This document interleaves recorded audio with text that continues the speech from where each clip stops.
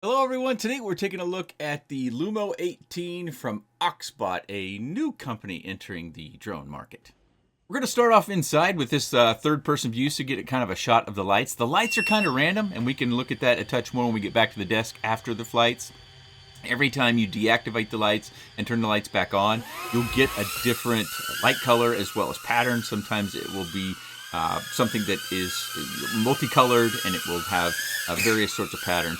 Of course, as you see there, this isn't necessarily a clean flight, but I wanted to use an inside flight because there's something that this one kind of stands out as for me. With DJI as well as indoor flying, that's not something that we see a whole lot. And in this particular case, I felt pretty comfortable giving it this sort of modest run. I'm calling it modest compared to if you've seen any of my sub 20 gram whoop, analog whoop sorts of videos. This, of course, isn't nearly as fast. But I did feel comfortable, and this flight has another crash near the end. It is somewhat substantial. It also gives you a little bit of an idea on the durability. During that crash, I did have some damage to one of the front camera protectors that are 3D printed and attached to the canopy. I did find it because it did pop off, but I guess you'd call it one of the horns broke off, and you may have noticed that in the thumbnail and as well as when I showed it on camera already. But yeah, I think if you have enough space and you have established yourself with a skill set outside and you're a DJI only flyer and you want to look at something that can fly inside, you may want to fly it slower than this depending upon your space and comfort level, but I do think it's quite capable. It's something we don't see often. It is noisy. So obviously you can hear the flight audio. That is not stock part of the quad. That is something that I add with the camera that sits on the table right in front of me. So you get an idea of how it sounds as it moves through the house near me and away from me. I'm sitting at the table as well. So something else to consider. I know that there are many people that are looking for a DJI-based quad that they can fly inside. So this is one that I would say it excels where others haven't, or they're just too big, or they're even more noisy, or they're just too heavy where you can really manage them inside very well. And there we got our banging around there, and I finally disarm and hit the ground. You can see our lights kind of flickering and flashing off the top of the floor. I'm going to take off, but I failed to get my switch all the way back into regular position, and my beeper's still going off after turtle moding, so I'm going to land again in front of that little camera, and I'll insert a few clips of that camera so you can kind of see the pace at which the quad is moving at. I think that helps to give some better perspective about the speed, because sometimes in this FPV view, we can get a distorted sense of how fast it is or isn't moving. Inside, when it's flying about like this, I'm going to get about 3.5 minutes slower flying outside on a Beta. This is all on the Beta FPV 550s, my G&Bs. While they're batteries that I use regularly, mine are just very, very tired, so I didn't use that the G&B batteries in any of this video presentation. They're all the Lava 550s. Slower flying outside, you get about 5 minutes of exploratory sort of flight, and more freestyle, you're getting about 3 minutes. And then inside, as you'll see here in a minute, we get about 3.5 minutes of this sort of style of inside flight. Of course, if you fly slower and with less turns, you'll get more flight time. Of course, you can clip off the battery compartment and use the strap that they include. That's pretty common. And use a different size battery to get more flight time if you wish. Let's move on to our outside flights. This is an evening sample that we're jumping into. You can see we're already just about 1.5 minutes. This is fairly late in the evening, and this is one of the reasons why I wanted to use this footage was these wide-angle lens adapters, I think, help the 04s really with low light performance. They're kind of notorious for poor low light performance. Excuse me, I'm a little bit tongue-tied there. But I think these wide-angle adapters really help. Of course, you don't have to fly 16:9, and I think for many people, especially flying inside, flying 4.3 to where you get more view of as far as vertical view can help, and some people actually prefer that. But for presentation purposes, I tend to use 16:9 nearly exclusively. As far as the wide-angle adapter goes, I think this might be from Flywoo. It looks very, very similar, but I can't say for sure. The LED lights seems to be a product of SpeedyBee, or they're sourcing it from the same company as SpeedyBee. I also noticed on the Oxbot website that they mentioned that they have years of drone experience. So this could be a startup from employees of another company that we're familiar with. We just don't know who they worked for.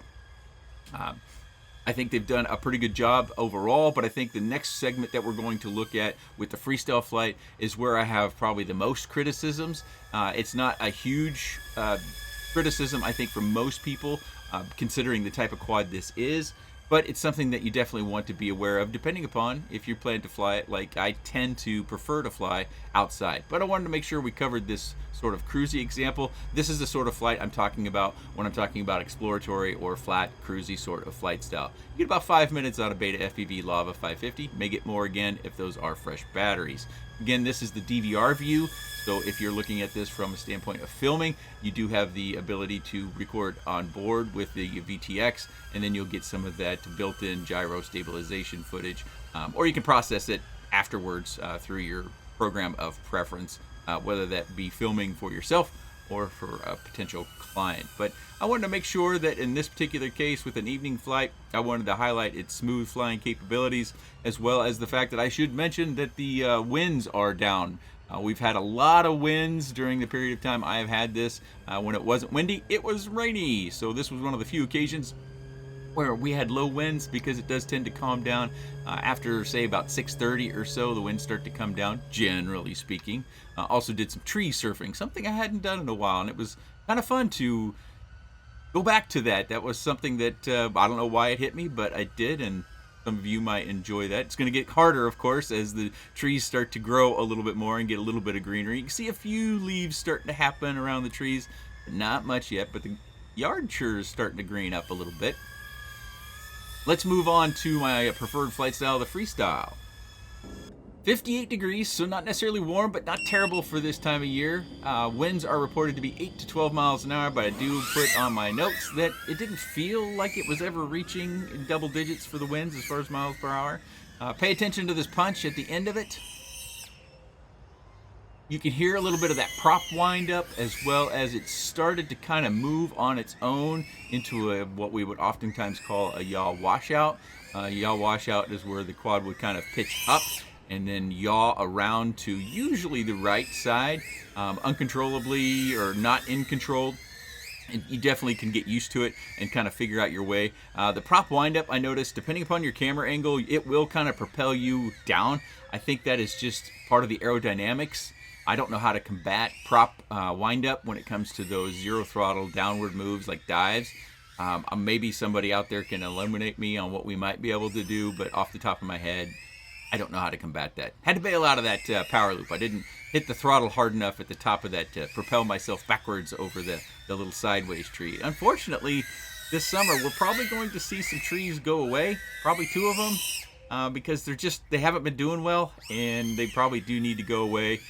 They're just going to end up falling and potentially causing damage, and we just can't have that. So unfortunately, I'm going to have a few fewer things to fly around outside with those 2 trees going away, potentially sometime this summer. We're going to keep our eye on it, see if it gets any greenery. But I thought this for this flight, well, not my best flight, and it's going to end in a crash. This flight, I did a better job of showing what it does well.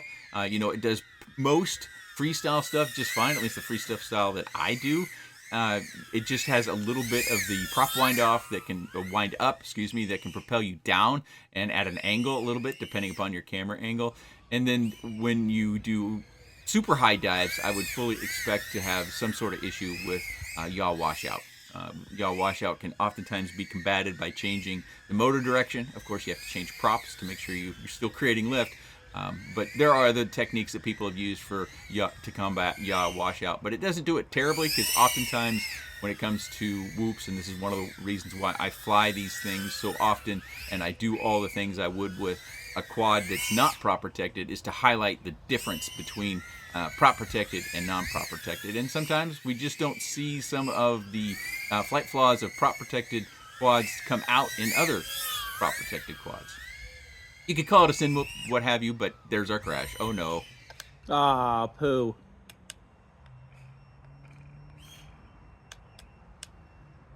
These are always tricky. Uh-oh.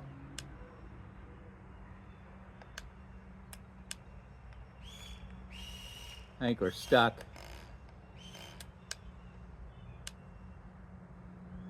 Yeah, stuck. So let's plug in a battery here real quick. I wanted to show you how the lights are kind of random. Kind of cool function. Now, normally on boot up, it will do that same sort of sequence, but if we turn the lights off and it's already set, you just set it to a switch in the modes tab.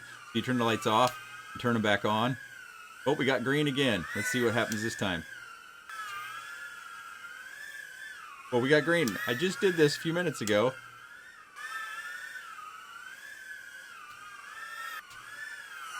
Well, it's not randomizing like it was before I started the recording. Actually, as I started the recording and you saw the kind of intro, this is exactly what I did, and it went to various sorts of...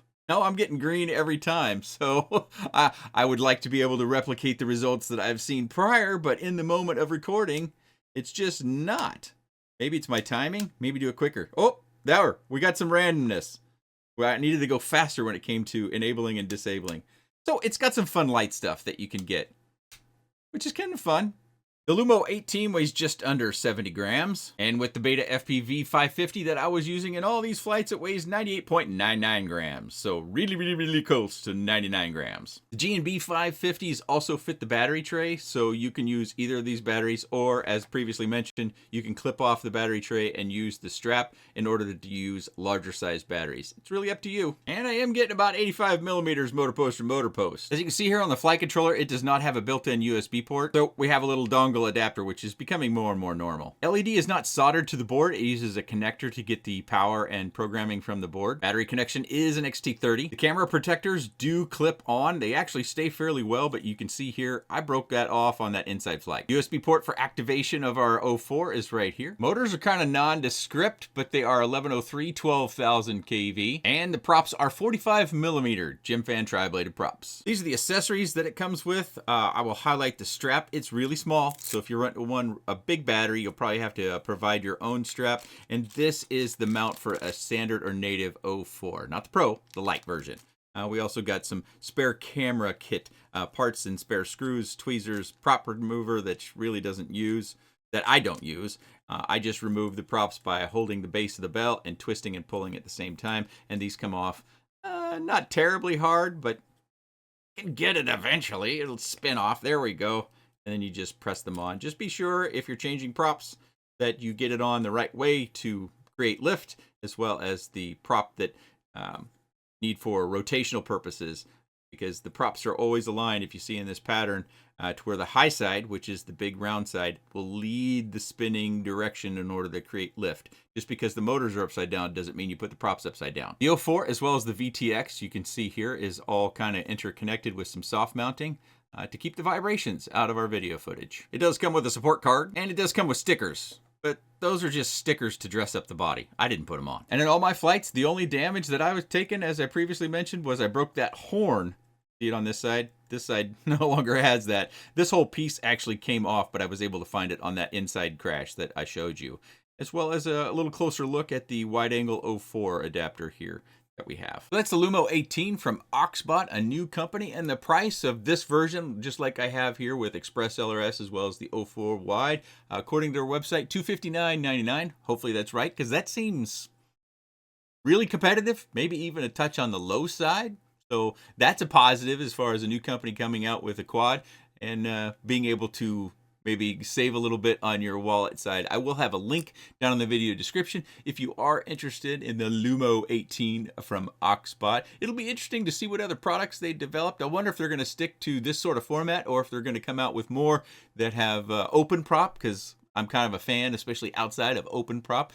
Inside, though, I think this is one you definitely want to take a look at if you are someone who only flies DJI and you want something that you can fly inside, because the weight is low enough, as well as the agility, to be able to fly this inside my house at the pace that I was going. So it might be right for you as well. If you do have any comments, questions, suggestions, or otherwise, please let me know in the comments section below. I appreciate your time. Thanks for watching.